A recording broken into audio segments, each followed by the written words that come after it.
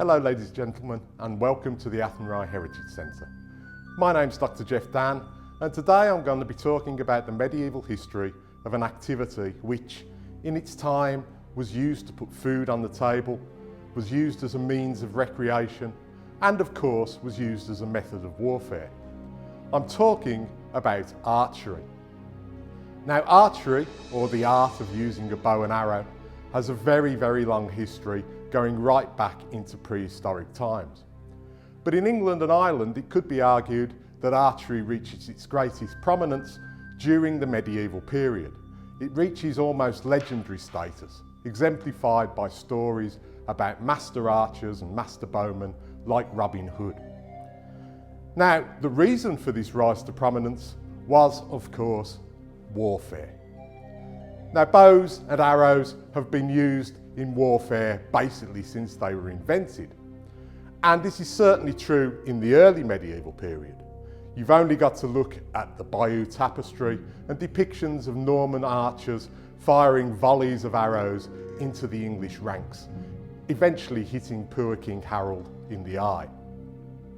But those sorts of masked archers would have been using short bows or even crossbows like the one you can see behind me. While they would have been regarded as useful, they would not have been the centre point of European armies at that time. At that time, most of these armies were concentrated around either heavy infantry or heavy cavalry. But then, at the end of the 13th century, the English king, Edward I, led an army and invaded the country of Wales. And while he was there, he was confronted with a weapon that was much more powerful than the short bow that had been used before. This was, of course, the longbow. Now, the longbow, just like other bows, has got a very long history. It dates way back into prehistory. The oldest example of a longbow that was found in an alpine pass next to the mummified body of a man who would come to be christened Otzi. Now, longbows of this type are usually the same length or longer than the person who is using them. And the bow found with Otzi was 72 inches or 1.83 metres in length. The English knew all about these powerful bows. As early as 1188, an English knight recalls being fired at by a Welsh bowman and the arrow passing straight through his armoured thigh and the saddle beneath him and killing the horse that he was riding. But Edward I's big idea was to combine the mass archers that already existed in his army and arm them with this more powerful longbow. Now, it took a while for this idea to take shape, but it did so when Edward invaded Scotland in 1295. At this point, he had conquered Wales, and many Welsh longbowmen had been brought into Edward's army. And they proved their worth at the Battle of Falkirk in 1295, where they confronted the army of William Wallace of Braveheart fame. Now, after William had been betrayed and most of the Scottish cavalry had left, he was left at the mercy of the new longbows that ripped his army to pieces. And even though William was able to escape, the longbow had become established as a very important weapon in the English arsenal. However, it wasn't until a little bit later that the longbow passed into legend. And this was basically because of its role in the 100 Years' War against France. Now, the 100 Years' War began in 1340 and was to last actually more than 100 years. But in the early part of that war, the longbow really reached the pinnacle of its fame. This is due mainly to three big battles early in the 100 Years' War. The first of these was in 1346 at the Battle of Crécy. The French army, possibly encountering the longbow en masse for the first time, was basically ripped to shreds by the new weapon. This was a pattern that was repeated just 10 years later at the famous Battle of Poitiers in 1356. But perhaps the most famous of all these battles was the Battle of Agincourt in 1415. Now, in 1415, King Henry V had gone to France with the intention of taking the town of Harfleur and campaigning across France. However, the siege took a lot longer than he was expecting, and they didn't actually take the town until September, which was very late in the campaigning season. But rather than lose face, Henry decided to march his army across France to the English possession of Calais. They were dogged all the way by terrible weather. It rained apparently for 40 days straight, and they were shadowed by a much bigger French army. Eventually, Henry decided he must take battle to the French and chose an area just outside the French town of Agincourt, on a ridge above a newly ploughed slope of land. And there, on the 25th of October in 1415, the French attacked the English lines, and again they were decimated by the withering fire of the longbow. In fact, the last time that the longbow is actually used in any great extent in a battle is the Battle of Tippermuir in 1644. And so while Agincourt is engraved in most English minds as a great victory for the longbow, it was probably also the turning point to the eventual demise of the longbow as a weapon in the English arsenal. Now, of course, during the medieval period, during the 100, 150 or 200 years that the longbow was the most important weapon in the English arsenal, there was great need to encourage people to practice archery and to produce weapons for them to use in war.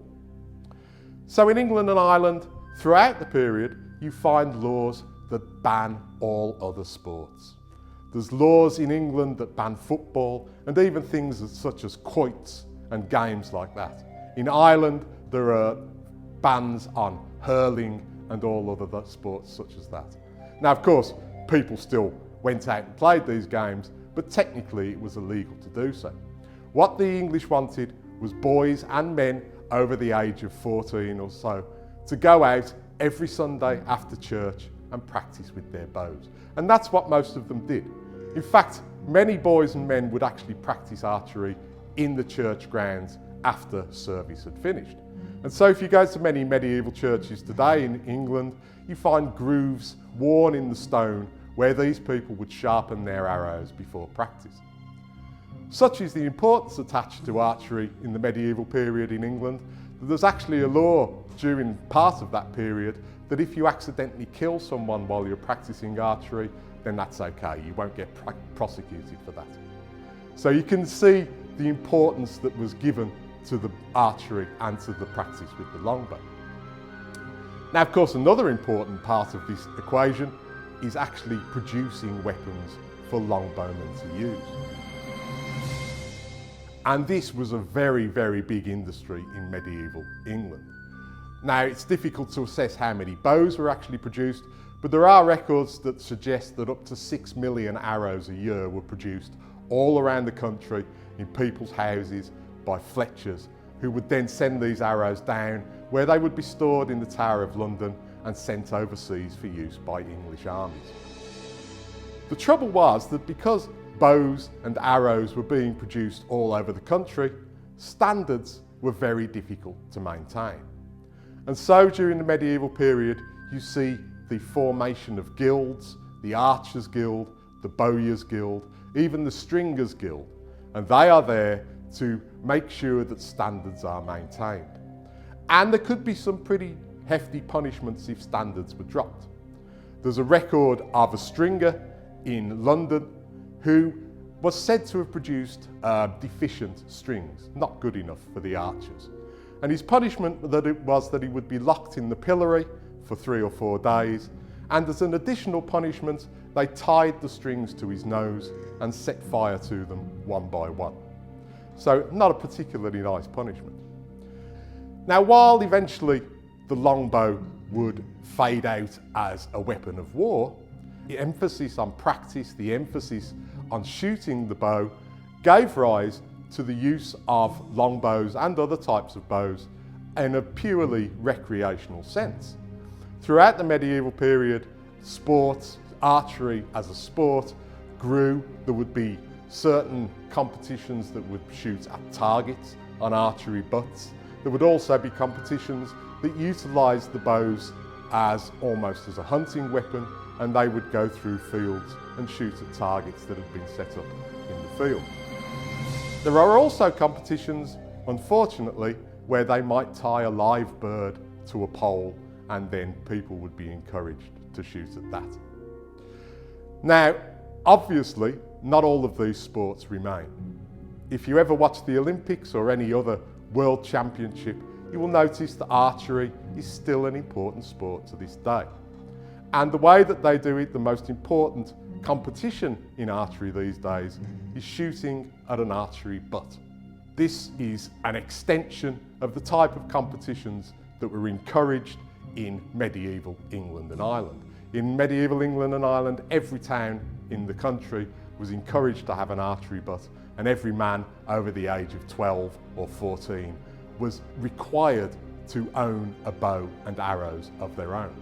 Today, people still enjoy archery as a sporting activity, and this in many ways stemmed from the use of archery, the growth of archery in England during the medieval period.